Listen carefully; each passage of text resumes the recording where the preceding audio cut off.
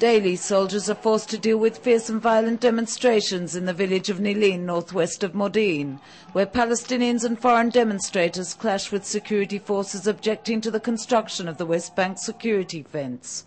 On Sunday, the human rights group B'Tselem released footage of an incident caught on camera where a soldier shot a rubber bullet at point-blank range at a handcuffed Palestinian. The army is investigating.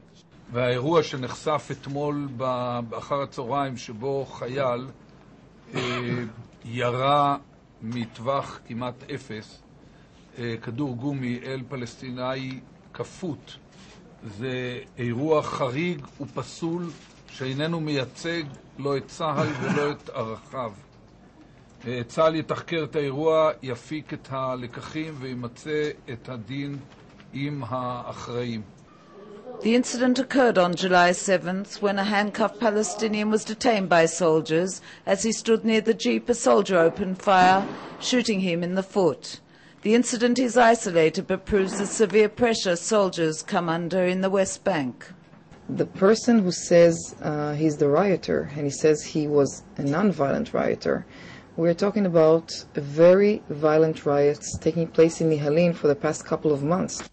These riots caused injuries for nearly 10 security personnel.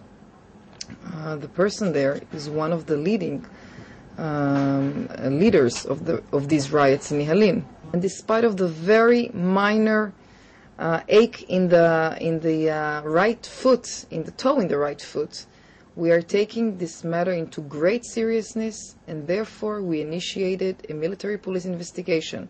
When the investigation will be finalized, we'll know what to do and we'll find out how to implement the conclusions.